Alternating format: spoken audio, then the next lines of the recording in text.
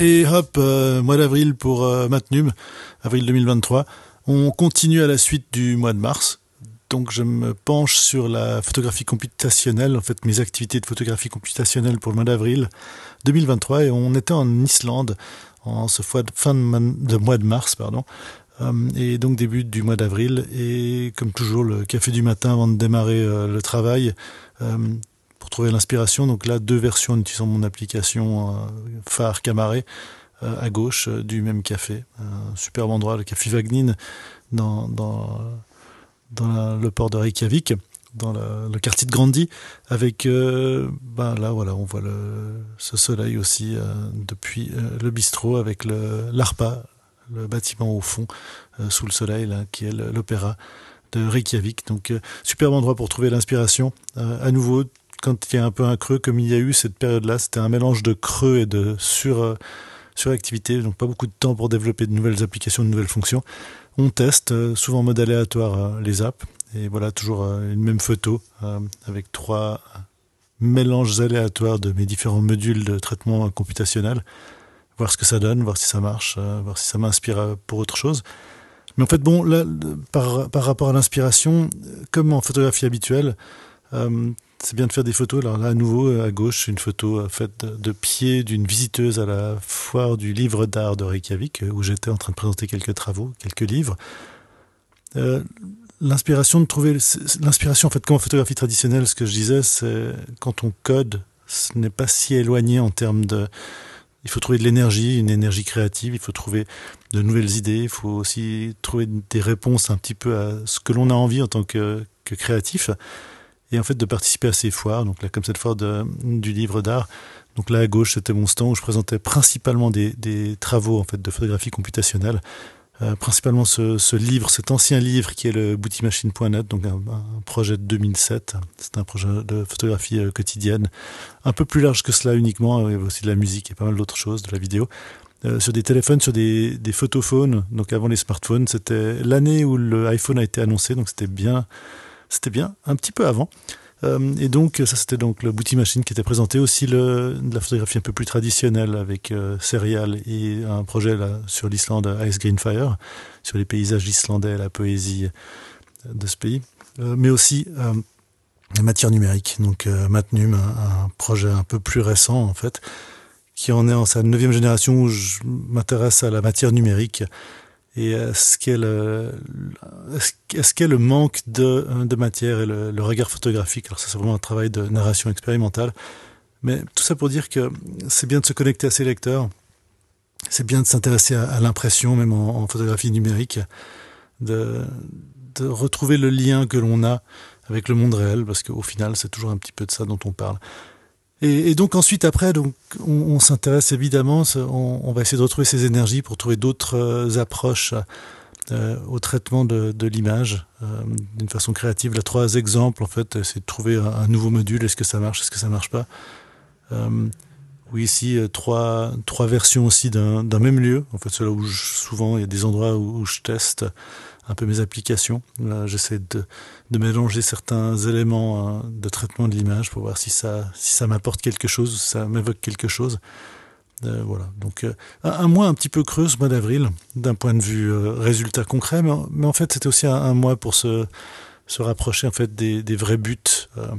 Et aussi de se poser la question, qu'est-ce que l'inspiration, quel est le but de cette inspiration en termes photographiques, et d'autant plus quand on code des procédures pour traiter l'image à sa capture en utilisant des devices comme un smartphone.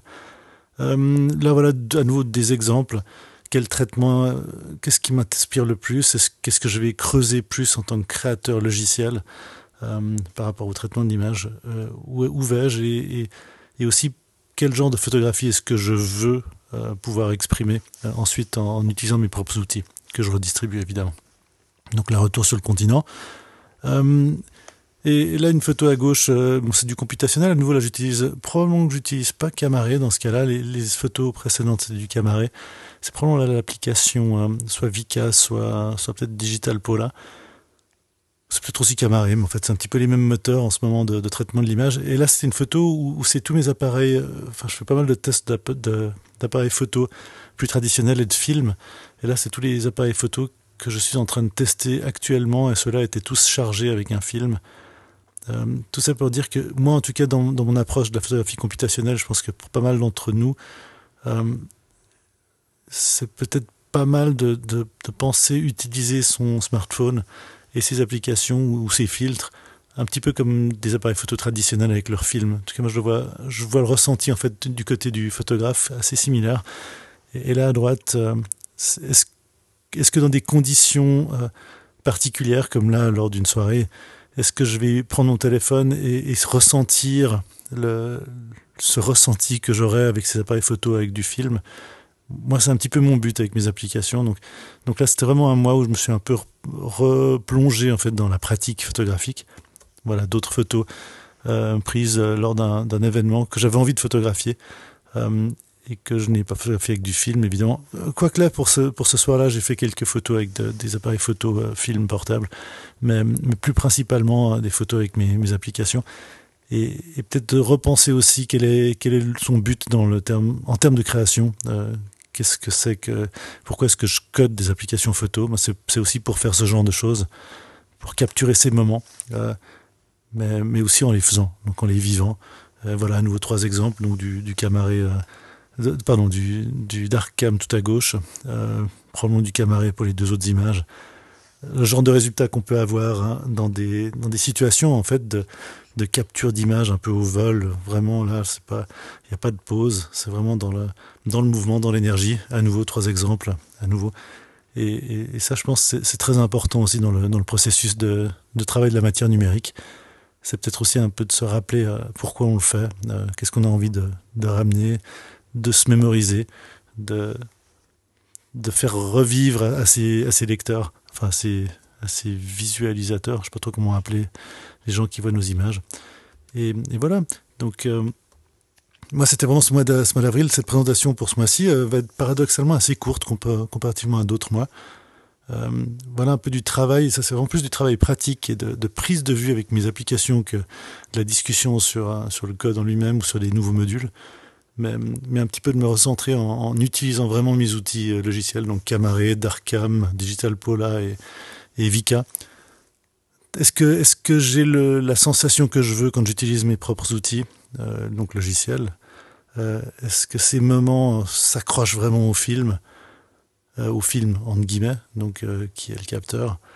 Et est-ce qu'en passant dans ces moulinettes, là comme là, on a une variante de cette même image d'avant, est-ce que ça marche? Est-ce que je considère que pour moi ça marche? Est-ce que ça m'amène quelque chose de sensuel? Voilà encore 3 autres exemples de petits moments pendant ce mois-ci, de capture de moments où là j'ai vraiment essayé d'appliquer l'utilisation de l'outil, de l'appareil quelque part, de cette combinaison entre le smartphone et mes applications photographiques. Est-ce que j'en suis content?